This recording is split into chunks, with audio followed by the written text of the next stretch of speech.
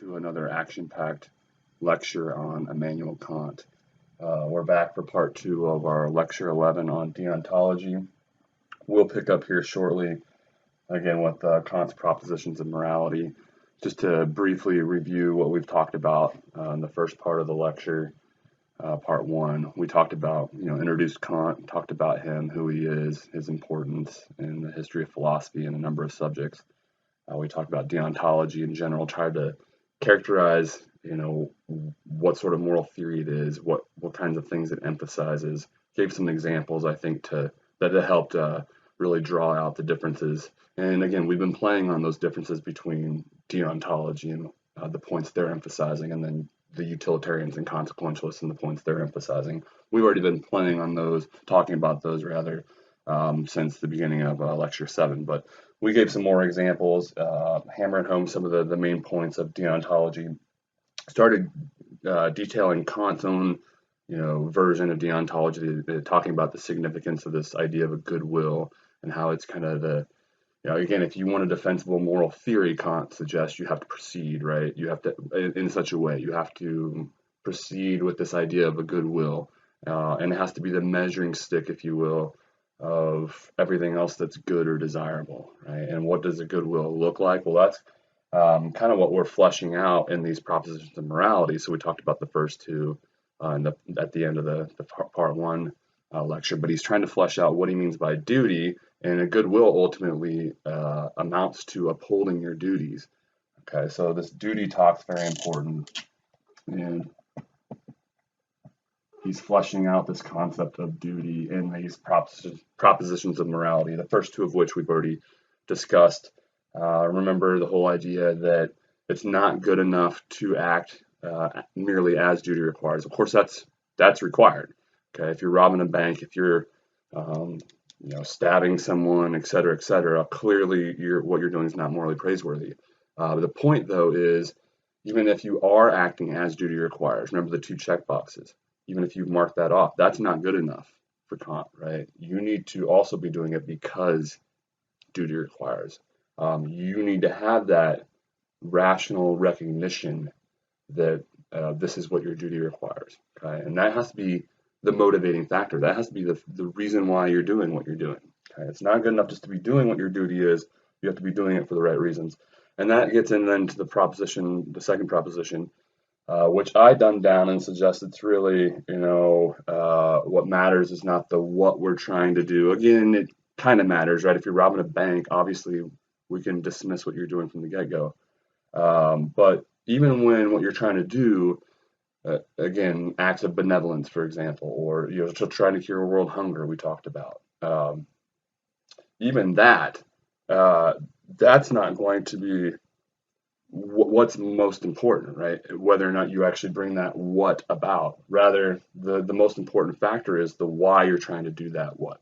Okay, so you've got to, again, dig deeper, go before the act, what precipitated the act, get into the mind of the agent, if you will, and unearth their motive or intention. That's what ultimately mattered. Were they engaged in the proper reflection? Did they realize what their moral duty was in that particular instance? If so, then regardless of what the what is, and regardless of whether or not they're successful in accomplishing the what that they're trying to do, they're morally praiseworthy, period. And then the opposite also holds true. Regardless of the what and whether they're successful in bringing it about in experience, if they have the wrong why, if they're selfishly motivated, if they lack that rational reflection, okay, that's required of a moral agent to properly act morally, as we'll see, right, they have to be acting completely autonomously. It's just a rational process for Kant. So if that's lacking, right, they don't have the proper why, they're not motivated in the proper way, then they're not morally praiseworthy, Kant wants to say, regardless of what transpires in experience as a result of, what they're doing, right? Regardless if they're successful in accomplishing the purpose or the object of their action, as he would say, and they, let's say, cure world hunger or cure cancer, doesn't matter. They're still morally blameworthy from Kant's position, right? Because, again, that empirical stuff, what happens in our experience, that shouldn't matter from a moral perspective. And if you let that seep in and focus on that, then we'll have the kinds of issues we we alluded to in the first part of the lecture. So that brings us up to speed. Then we're going to again start with the third proposition of morality here in a moment, which hopefully you'll see why I waited then and started with this here for the second part video, because there's some things we're going to unpack. We'll see in this third proposition of morality, he uses the concept of a law, which will remind us of Aquinas again, right? We'll also unpack the idea of imperatives and maxims. We'll talk about the difference between a hypothetical and a categorical imperative. Of course, this is going to be the aha, right? Hence the asterisks here, okay? That categorical imperative, that's going to be the golden ticket to deducing and figuring out what all our moral truths and standards are, what all our duties are in some sense. Okay? And then we'll end by discussing, the famous 4 illustrations of duty that he offers, and also the distinction between autonomy and heteronomy. Right? Kant's going to say that we have to be acting completely autonomously of our own accord, which is going to involve for him due rational reflection. All that has to be involved, and that's a completely autonomous process. Or else what we're doing, right, is in some sense being dictated by these external influences, and for him that's no good. What we're doing is not pure enough, and so we're not morally praiseworthy, again, unless we're acting completely autonomously. So that's what we'll end with. So that's the game plan here. Let's go ahead and dive in then and talk about the third proposition of morality here. Okay, and so he says, this is on page 200 of our text, quote, duty is the necessity of an action done out of respect for the law. Okay, and what he's getting at here is this idea of moral law. Okay, so we have this notion that duty is the necessity of an action. We have that idea of necessity, and that's going to be wrapped up in this notion of an objective principle of action. More on that in a second. But this idea that it's spelling out something that's necessary. Okay, so duty is the necessity of an action done out of respect for the law. So as a rational agent, the idea is Kant's going to say, right, duty is doing what is deemed necessary out of respect for the moral law. Okay, and this will make a little bit more sense as we proceed here.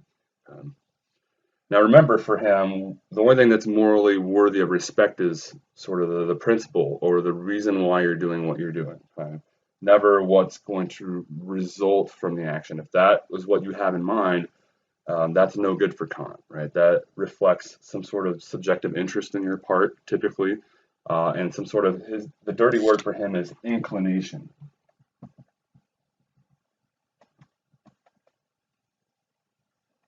That's a bad word, a dirty word. If that is entering the equation in terms of why you're doing what you're doing, then you are not morally praiseworthy. Okay, you should not be acting because you have an inclination to do so. You should be acting because your duty requires you to do so, or at the very least, maybe there's not always an applicable duty with respect to the scenario. You should always have at least exercised your rational capacity and reflected on the situation and ensured, that in acting as you are about to do, that you're not violating any duty. Okay?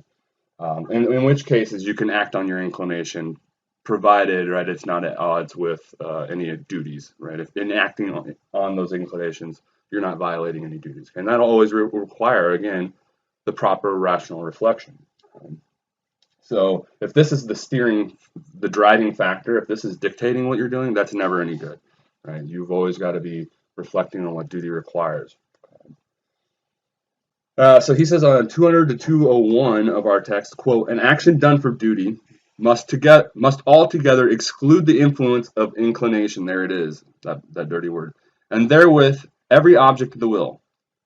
Hence there's this idea that it's pure, right? There's nothing else dictating it or influencing it. So let me start over again here.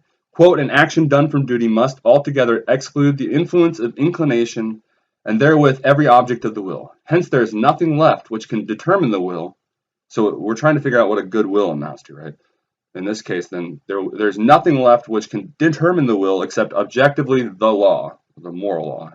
I should follow such a law even if all my inclinations are thereby thwarted. So there's this idea, the goodwill, right? If we want a defensible version of morality, we have to have this idea of goodwill, and it's going to amount to having the respect for this notion of the moral law, which you will uphold even when it's at odds with what you actually want to do, right, or your inclinations. So there's something special about this so-called moral law something that's deemed necessary about it from a rational agent's perspective. We always have to sort of, our duty is to always, our duty amounts to always acting out of respect for the moral law, which in some sense, I've been mentioning this moral law. When he says law, here he's referencing the moral law, which is essentially following the categorical imperative. And more on that here in a moment. We'll see exactly what that amounts to. Okay, but that's the kind of thing he's getting at here. Okay, we can't be driven by inclination. We have to instead, if we have a good will, it has to be driven by a more pure motive, which is going to amount to respect for this idea of the moral law. Okay, and that'll make a little bit more sense again here in a moment. So I want to talk real quick about, so he's suggested this idea of a law, right? We're respecting this moral law.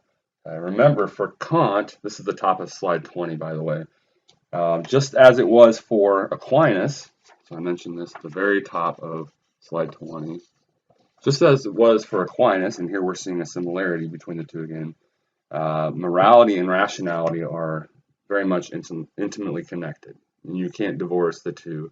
What allows us to be moral creatures, to be able to figure out, what is moral and to be worthy of moral respect in some sense, according to Kant, is our very rational nature, is our rational capacity itself. I remember everything we said about Aquinas and the idea of the natural law, and it's our rational capacity that kind of turns on the light for us and sort of clues us into this idea of good and evil, according to Aquinas, right? That certain things are good and that we ought to pursue them, and certain things are evil and that we ought to avoid them, right? The first precept of the natural law. So again, Kant very much echoes Aquinas in suggesting that morality and rationality are intertwined, interconnected. So note, for example, what he says on page 209 of our text. He says, quote, the principles should be derived, and so he's talking about a moral theory here, should be derived from the universal concept of a rational being in general, since moral law should hold for every rational being as such. So he's suggesting in some sense, if you think about it, that whatever's true morally, it's accessible a priori, remember all that stuff, right? And it's going to apply to every rational agent that exists. So it's not something that's uniquely human, in other words, provided there are other rational agents out there. And rationality is something that's objective. Typically the idea is if you're utilizing it properly, you'll arrive at the same definitive conclusions, right? Everyone will arrive at the same definitive conclusions about things. And so the idea here is, provided there are other rational agents out there somewhere, the same moral standards and truths will apply to them as well. It doesn't matter who you are, or when you exist, or what species you are, provided you have this rational capacity, which then gives birth to this ability to be moral in the first place, then these moral truths that we deduce by way of reason are going to apply equally to you, provided you have this rational capacity. So it's all rooted in that ability to reason. And that isn't necessarily something that's necessarily uniquely human, right? There are other species out there somewhere, or other aliens or whatever, right? Whatever you want to call them, that are rational in the same sense, right? Then they're going to have the same moral principles that apply to them, same duties that they ought to uphold, and so on. Okay, so remember, he has this notion, right, in the third proposition, duty is the necessity of an action done out of respect for the law. Now, what does he mean by a law? Okay, keep it simple, as I suggest in the middle of slide 20. So it's something like a generalization that describes recurring facts or something that happens, right? So one way I describe it as a pattern, right? A pattern of behavior. One example I give is when heated to 100 degrees Celsius, water will boil. Okay, so it's just patterns in nature. Okay, and what it means to be rational, it seems in part for people like Kant and Aquinas, is that we have the ability to conceptualize or recognize these patterns in nature, if you will, right? These natural laws. Things like when we heat water to 100 degrees Celsius, it boils, right? We have this conscious awareness of that. And that's, I think, critically for Kant, Aquinas, and others, a defining feature of what it means to be a rational being. We have that awareness, and that's what distinguishes us from other sentient creatures, dogs and so on. Is now they're all subjected to the same natural laws as are we, right? But they don't have the awareness of it, and that again seems to be the defining feature of our rationality for these thinkers. So that's the critical feature, because here's the sort of turning point, and where we then, thanks to this rational capacity, have the ability to be moral in the first place. And why reason's so important, because Kant wants to say that just as we have this reason allows us to recognize these patterns, these laws of nature, if you will, so too then we can reflect upon potential practical laws or laws of behavior, if you will, or ways of behaving. And we can sort of try to then practically implement our own laws. Remember how Aquinas said that laws are in us in two ways as rational creatures, right? We're still subject to all these laws, that God put in place, just as other creatures are. But then as rational creatures, we are also able to dish out laws, if you will, right, as well. And so Kant's picking up on that same sort of idea, and that's what allows us to be moral. Right? We have the ability to, again, recognize all the natural laws out here, okay, but then we also have the ability to reflect on ways that we would or would not want to be sort of laws of behavior, if you will. So, for example, we can reflect on, last time I was in need of money, I went to my local bank and robbed it. We can reflect on that and think, would we want that to be a kind of universal way that people behaved when people were in need of money, they just go to their local bank and rob it? Is that what we would want? People to behave like that? So in other words, think of it like this. We have the capacity to think of that and reflect on it and imagine it being a kind of a law, if you will, a law of nature. Just as, heat water to 100 degrees Celsius and it'll boil.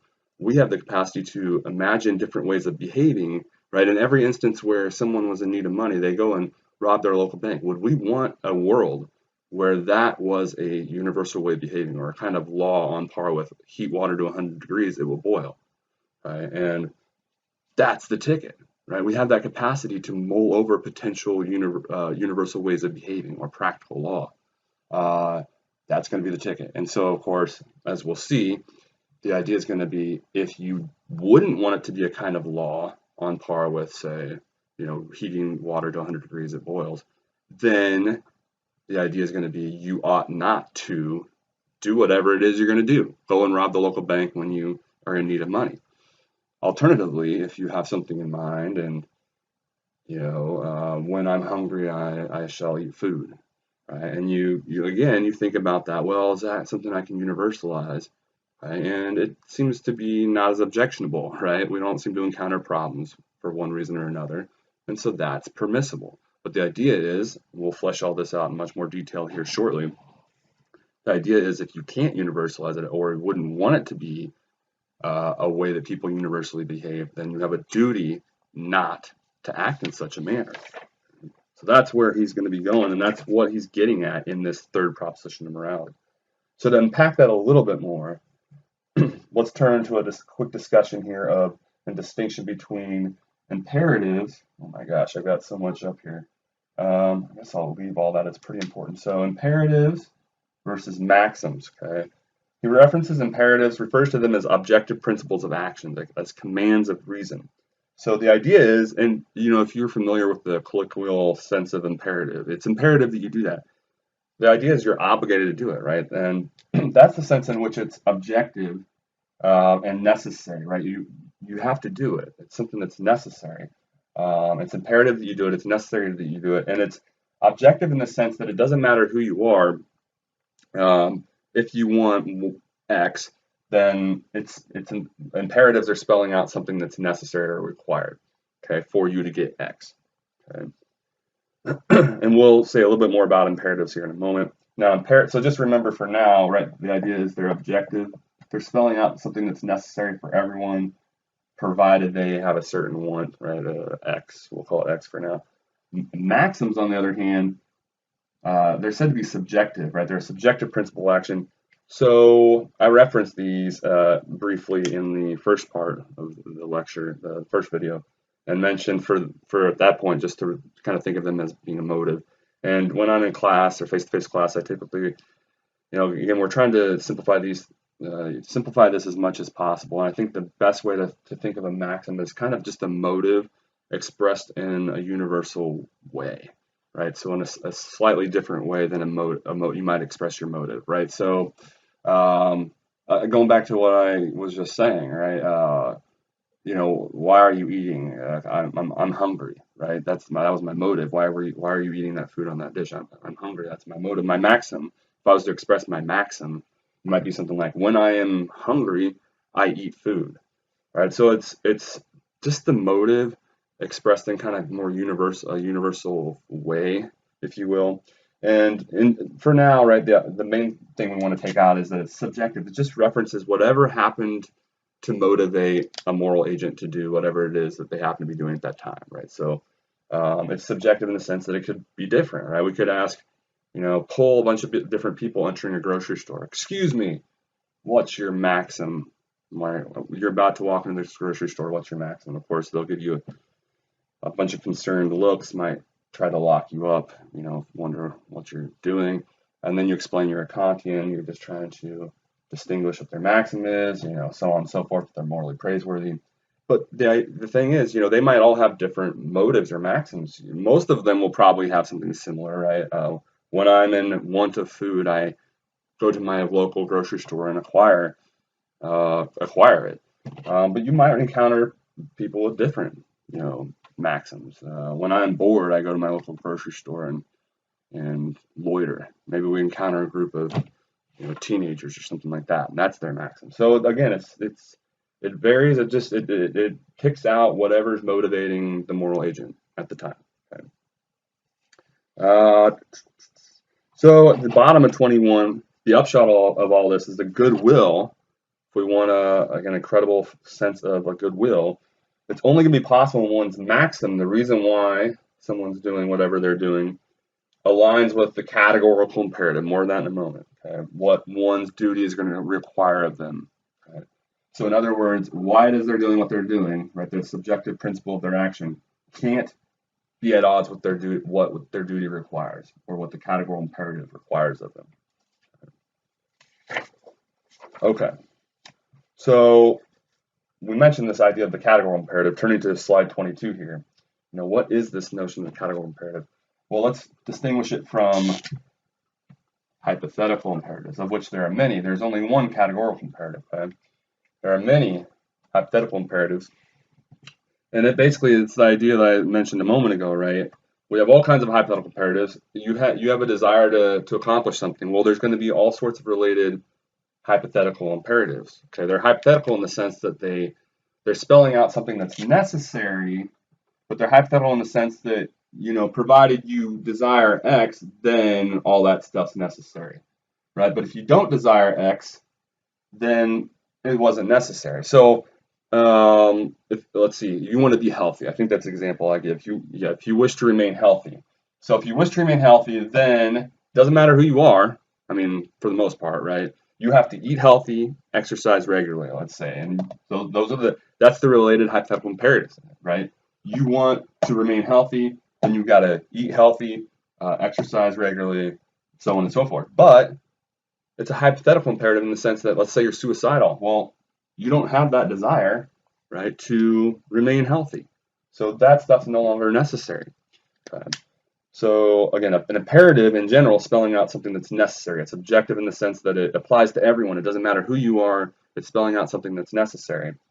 And hypothetical imperatives spell out, right, something that's necessary to get something you want, right? You want, again, to remain healthy, then you got to do yada yada yada. You want to pass this class, then you got to do yada yada yada. You want to remain out of jail, then you got to not speed, blah blah blah blah blah blah blah blah. Okay. Now, what's the problem with all hypothetical imperatives for Kant? Okay, it's good that they're objective. There's something objective about them because, again, the idea with rationality is there's going to be something pure, objective that apply to everyone. But what's the problem with the hypothetical imperatives? The problem is they hinge on something we want or desire to bring about. Okay? And we already know, right, that he wants to rid our moral theory from anything to do with the impure empirical world, anything that hinges on bringing about things that we want and feeding our inclinations, right? Acting on our inclinations. Okay? Hypothetical imperatives, they are geared towards satisfying, in some sense, something we want. Okay? That's not going to be any good. And we want something that's necessary no matter what, categorically. What's going to be something that's necessary and objectively applicable no matter what, all the time. Okay, that's where we get this idea of the categorical imperative. So turning to slide 23. So a categorical imperative, on the other hand, is something we always ought to do.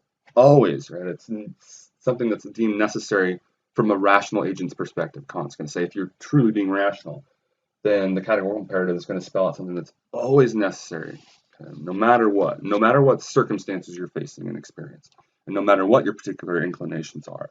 And these are the things, right? Or it's going to spell out something that's always necessary for you.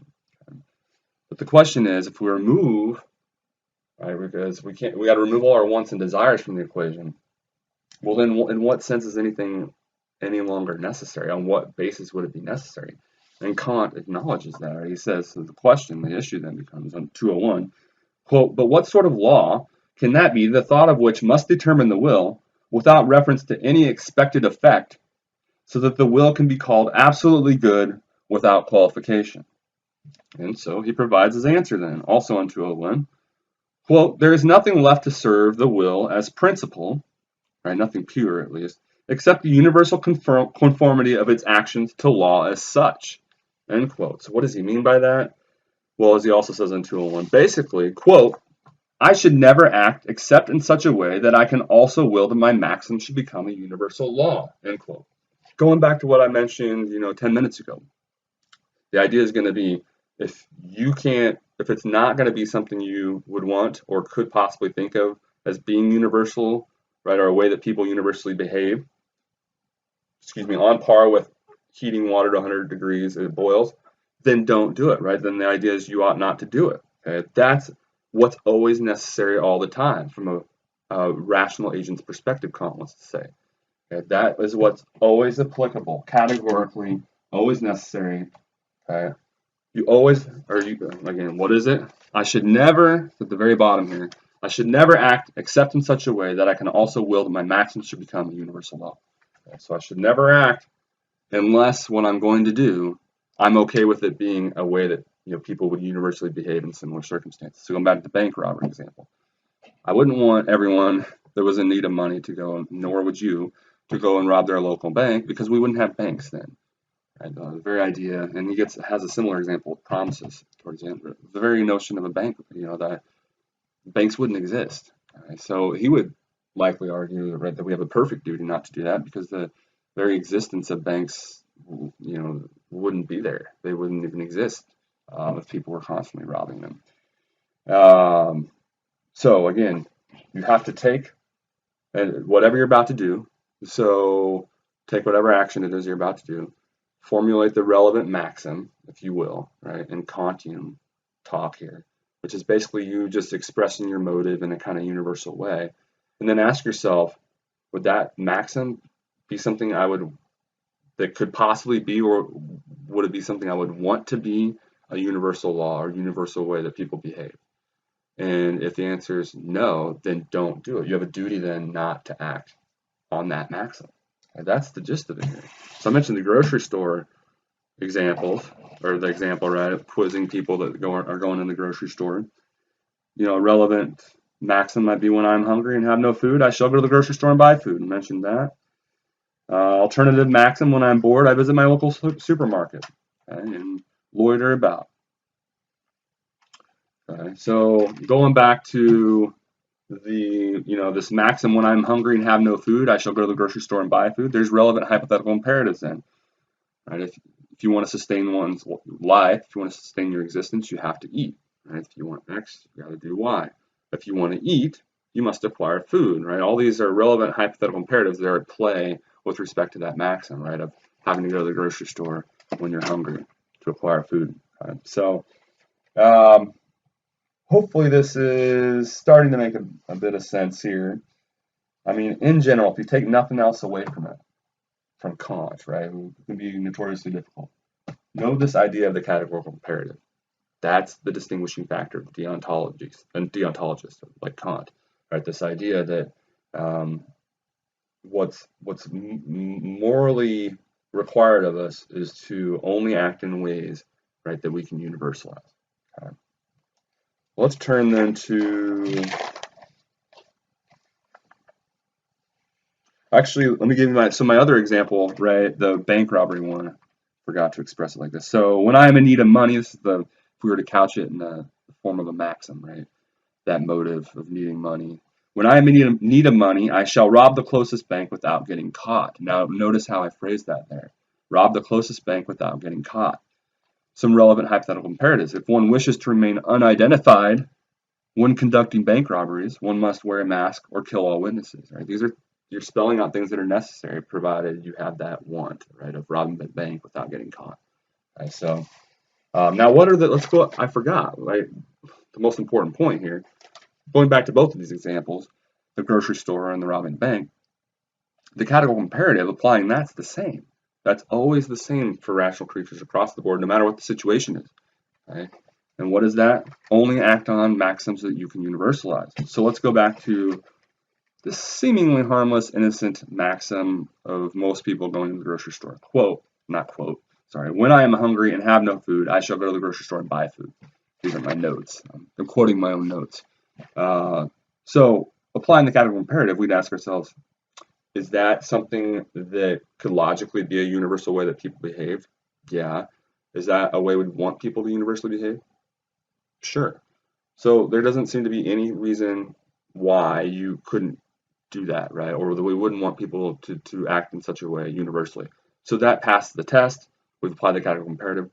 Provided you've gone through this rational process, and I've alluded to this rational process throughout the first part of the lecture, then, and act accordingly, then you are morally praiseworthy, regardless then of regardless of what transpires in experience afterwards. We've talked about that, right? Provided you engage in this rational process and apply that categorical imperative to the maxim you're about to act on, then you are morally praiseworthy, regardless of what then transpires. Right? Let's apply the categorical imperative to our other maxim. When I am in need of money, I shall rob the closest bank without getting caught. Remember the categorical imperative. One must only act on maxims that can be universalized. Can't universalize that. Therefore, I have a duty, right, not to act on that maxim, not to go rob my local bank when I'm in need of money and try not to get caught. Okay. So he's arguing, turning to slide 24, this is, again, if we want to proceed with some semblance of morality, this is how we have to proceed. Right? We have to have a moral theory that's based on something pure, right? Let's root it in pure reason, he would say, and rationality, and remove all subjective inclination and desire from the equation altogether, right? Then and only then are we going to have something pure enough that will truly satisfy, or stand up. As he says on 203, quote, the necessity of acting from pure respect for the practical law or the moral law is what constitutes duty, end quote. 209. This is the quote, in this purity of their, he's talking about moral conceptions, in this purity of their origin lies their very worthiness to serve us as supreme practical principles. And to the extent that something empirical is added to them, right, we're doing something based on inclination instead or something to do with our experience, just so much as taken away from their genuine influence and from the absolute worth of the corresponding actions. Again, the more we let our inclinations factor into why it is we're doing what we're doing, the less morally praiseworthy what we're doing is. Instead, we have to act in this rational manner where we're always applying the categorical imperative to whatever it is we're doing and making sure that we're not violating the moral law, right? Doing something that we wouldn't want or that couldn't be a universal way of behaving. Okay. I know this stuff is heavy, guys, so bear with me. Hopefully it's starting to make at least a little bit of sense. That really is the most important stuff, I would say. what's the word I'm looking for? You know, the heart of things, right? The meat of what he's getting at. So from here on out, we'll reference some more peripheral points, but really make sure you have a handle on that idea of duty, goodwill, these propositions of morality, and what he's getting at there. And especially know that idea of the categorical imperative, because that then is going to be our ticket to figuring out what all our duties are. Right? Because we basically just always, again, you can lock yourself in the closet, imagine any particular scenario, and then a way you would, act. Can I universalize this way of acting? No, I couldn't. Therefore, I have a duty not to act in such a way, right? Without even going and living out your experience, right? You could mull over all of this over, figure all this out purely in a rational way, without consulting experience at all, so to speak, just by applying the categorical imperative to all these conceivable scenarios, right? And he's going to give us some examples here in a moment. Let's go ahead. But first, I actually want to allude, and I've mentioned this as being an issue. You might remember, when did I think this is in my housekeeping at the beginning of the Lecture 10 video. I mentioned try to keep distinct what they're saying in theory versus the practical issues that might arise from trying to carry out their theory, so to speak, or to test it, or however you might want to put it. For example, the utilitarians tell us that the proper thing to do is always do whatever promotes the greatest happiness for the greatest number. That's the theory, right? And maybe they're correct, and that is actually true. That's what we ought to do. And maybe it's the case that in practice, practically speaking, there's no way we can actually do that. Because we just don't have the means to carry out, let's say, all these long, complex calculations, or however you want to put the point. Again, they might still be correct. And so the same kind of point, I think, applies to Kant. Remember, I think, as I mentioned that at the time in Lecture 10, I mentioned that I would be alluding to something similar with respect to Kant. Kant might be correct that what dictates moral praise and blame ought to be the motive or intention of the agent, what the person has in mind, and whether or not they reflected on their duties and applied the categorical imperative and so on and so forth. But what's the problem with that, practically speaking? The problem is, how do I know? You tell me that you did that, that you cleaned up your room out of the goodness of your heart, right? But how do I know that? How do I know you're not just doing it because you didn't want to get grounded again, right? So my kids tell me stuff all the time, right? And that suggests a particular motive. But how do I actually know what their true motive was? How do you actually, and that's what matters morally for Kant. But yet that seems, in some sense, almost, if we're being honest here, inaccessible. How do I ever know, or with any degree of certainty at least? Kant, to his credit, seems to acknowledge that and actually takes it a step further. So turning to slide 25, note the admission he makes on page 215 of the text. He says, quote, "It is always possible that secretly there is fear of disgrace and perhaps also obscure dread of other dangers. Such fear and dread may have influenced the will. Who can prove by experience that a cause is not present? Experience only shows that a cause is not perceived," end quote. So he's saying, in other words, we might think our motive is pure and that we're acting, in a pure manner, devoid of, being influenced by our own inclinations and so on and so forth. But he's saying, how do we even know that we ourselves are truly acting in this pure manner and that we're not actually being, say, subconsciously driven still by our own fears and wants and so on? So he seems to acknowledge, right, this issue of this inaccessibility to what matters most for him, this idea of the intention or motive, or and then correspondingly rational reflection of the agent. That's a big practical issue, but nevertheless, what he's saying in theory might still be true. So I think that point deserves to be made again. Okay. Blah blah blah. So I said that. Okay, I think we're ready then to discuss Kant's famous 4 illustrations of duty. Now, we'd already talked about how we figure out our duties. Whatever it is we're about to do, formulate the relevant maxim and ask ourselves, it's going to be kind of a 2-part question. Could this even possibly be logically a universal way that people could behave? And then if it satisfies that, let's say, right, would it be a way we want people to universally behave? And that's going to then get at the distinction between, so we're talking about this notion of duties, And we have a distinction between perfect duties and imperfect duties. And then we also have a distinction between duties to oneself and duties to others. Okay. So, this idea of, I'm going to try to, on slide 26 here, right at this moment, I'm going to try to give a sort of cursory, preliminary explanation here of this distinction, but I think then it'll become a lot clearer what he's getting at as we get into his examples. I already alluded to the two ways something can be a duty a moment ago, but we'll flesh that out in much more detail as we go through the examples. I wanted to point out that every duty we have is either a perfect duty or imperfect, either or, and every duty is one or the other. And so too, every duty is a duty to oneself or a duty to others. So if you do the math here, right, we have 4 possible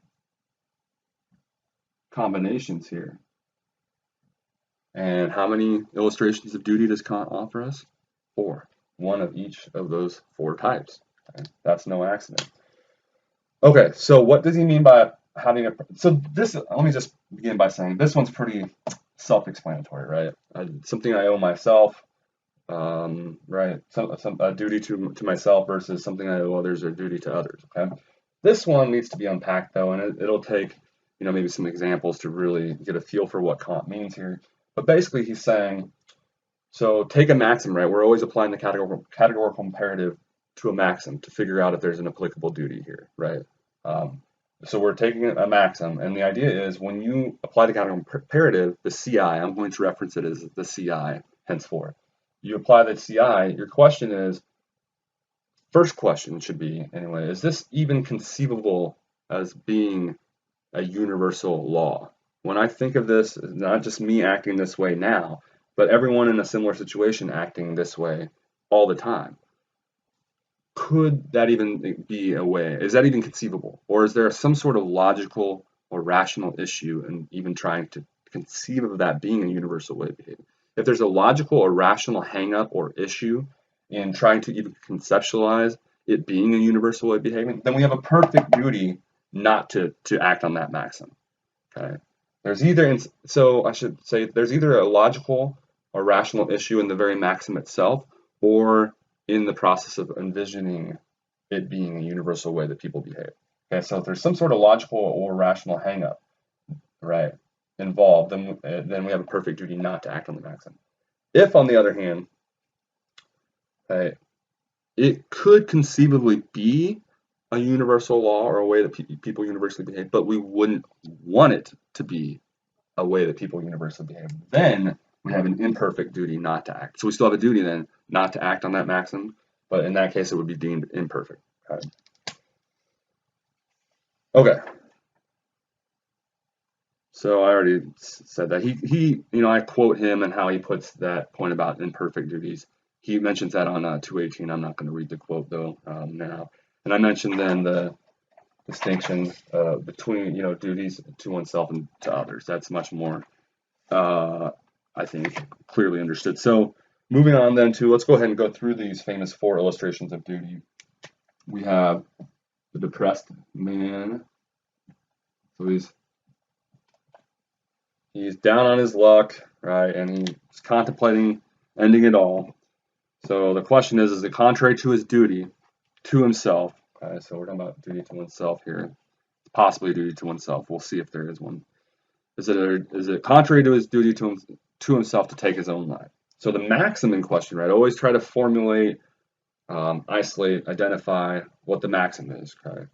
The maxim in question, as Kant says on 217, is, quote, from self-love, and I think that's an important, part of it there. From self-love, I make as my principle to shorten my life, i.e., end it, when its continued duration threatens more evil than it promises satisfaction, end quote.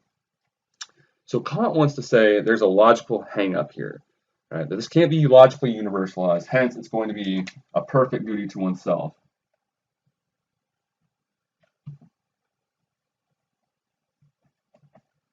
Perfect duty to oneself, not to kill ourselves, basically. He thinks it's contradictory, this notion of killing oneself out of self-love, right? Or that very idea of terminating one's own existence can make sense, right? That's in some way rational. So he thinks there's a logical issue in the very maxim itself, right? So in that case, then, right, we have a perfect duty not to act on that maxim, and that's a perfect duty to ourselves. Okay? In this case, not to end our existence. Okay? I like his second example much more, the false promise example.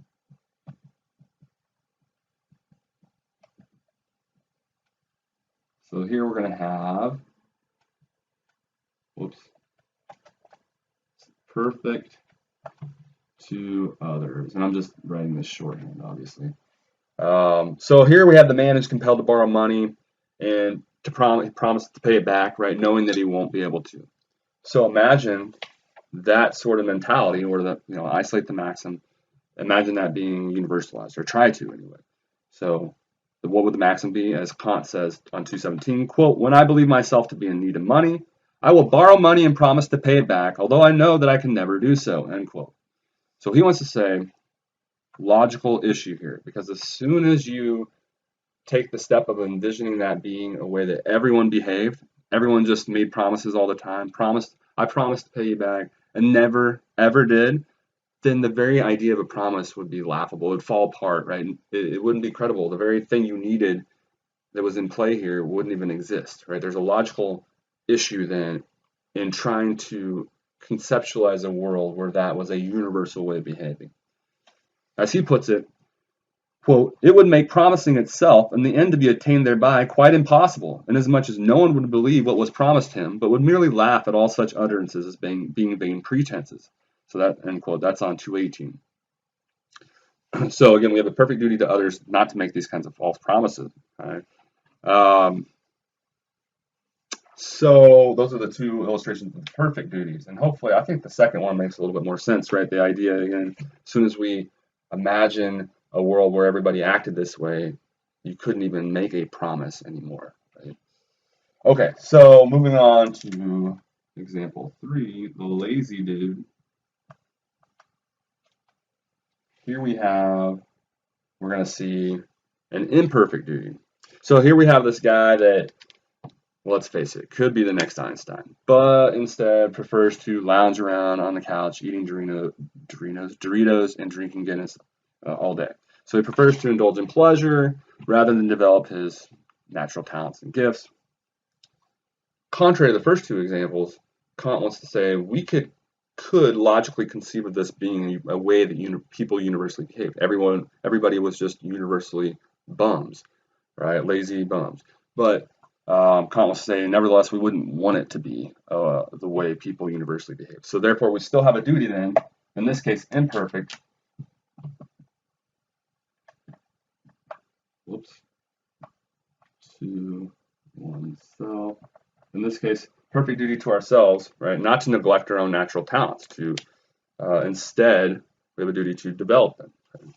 So even though we could logically conceive of this being a way people would universally behave, Kant thinks we, quote, "cannot possibly will that this should become a universal law of nature," end quote. And that's on 218. He thinks that we, for various reasons, as rational creatures, we want to develop our abilities to as best we can. Something along those lines. So let's turn to then slide 30. This is the last and the final illustration of duty. We have wealthy curmudgeon, maybe. Let's put it that way.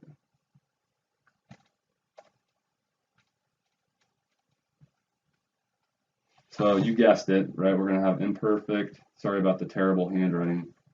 To others. Oh my goodness. I don't even know if it's worth writing at that point. I mean, does that even mean anything when it's just scribbles? I don't know. That says wealthy curmudgeon, imperfect to others. All right. So here the idea is we have somebody that's really well off, but is of the mindset that they're not going to get involved in the plights of others. They could, but hey, I'd rather just stick to myself, and everybody else sticks to themselves. Kant wants to say, look, we could imagine a world where everybody acted this way and just ignored one another and never was, sympathetic and so on. But we wouldn't want it to be a way that people universally behave, because if nothing else, Kant suggests, we ourselves are going to be in a position, aren't we, where we're in want of the need and help and love and support of others, and we wouldn't want them to reciprocate this way of behaving, right? So we wouldn't want that to be a universal way of behaving. So again, we would have an imperfect duty to others, not to neglect them when we have the capacity or ability to help them. And we referenced this before, right? We do have a duty to be benevolent, to help little old ladies cross the street when we can. We do have a duty to do that. Because if for no other reason, Kant says, because we wouldn't want to be shunned ourselves if things were reversed. So, although this could coherently be a universal law of nature, it's impossible for the prosperous man to will it to be one, quote, as cases might often arise in which one would have the need of love and sympathy of others, in which he would deprive himself of all hope of the aid he wants for himself, if he were to universalize this way of behaving. End quote. So that's on 218. Oh, we are almost done, ladies and gentlemen. Almost done. So there are the famous 4 illustrations of duty. Know the underlying distinctions there and how they apply then. So hopefully it makes some sense now, perfect versus imperfect duties. All duties are one or the other, and all duties are either a duty to oneself or to others. All right, hang in there. I think we have 3 more slides. Basically, all that's left is a distinction between autonomy, and I've already sort of explained this, really. So Kant wants to say this goodwill, right? It's going to be acting, the rational agent that possesses it, right? It's going to be acting completely autonomously. And the problem with all prior moral theories, although they might have had this sense and notion of duty and talked about duty, they had that right at least, they failed to hammer home or emphasize the sense in which the agent themselves has to come to this themselves, right, through their own rational reflection. Instead, all these prior moral theories, right, emphasize the sense of duty as if it was mandated, right, as if you have to do this or else, right, as if, it's more like the state threatening to, imprison you if you don't, right? Whereas again, Kant wants to say, no, this has to be something that we're not sort of doing because we feel threatened, right? Rather, it has to make sense to us. It has to be something we come to completely autonomously of our own accord and through rational reflection. Okay? So that's what I'm getting at on slide 31 and the next few slides thereafter. So he's discussing why he thinks all previous, again, moral theories more or less failed. Quote, and this isn't included in our particular excerpt, but Kant says it, quote, man was viewed as bound to laws by his duty, but it was not seen that man is subject only to his own, yet universal legislation, because again, whatever he concludes, if he's acting rationally, will be something that will apply universally, right? It's objective. But it was not seen that man is subject only to his own, yet universal legislation, and that he is bound only to act in accordance with his own will, end quote. Another quote along these lines, also not included in our excerpt, quote, for when man is thought as being merely subject to law, whatever it might be, then the law had to carry with it some interest, right, an inclination, functioning as an attracting stimulus or as a constraining force for obedience, inasmuch as the law did not arise as a law from his own will. Rather, in order that his will conform with law, it had to be necessitated by something else to act in a certain way. So it's not good enough that you're just following the speed limit because you see the speed limit and don't want to get a ticket, right? You have to understand that, right, rationally engage in the process, understand, that it's not okay. You can't universalize speeding, and therefore that has to be part of the reason, right, or the motivating factor for why you're not speeding. It can't just be that you don't want to get a ticket or go to jail or whatever. That's what he's getting at here, right? You have to come to this not just through these external factors, right, but through a rational, internal, autonomous process of reflection. Right? So again, 32, kind of going on the same point. We have to be acting completely autonomously. Prior moral theories they don't hammer that point home enough. So long as a moral theory is founded upon the following certain guidelines imposed by others, tradition, etc., will be ill-founded because, again, it's resting on interests, consequences, threat of imprisonment, of a ticket, etc.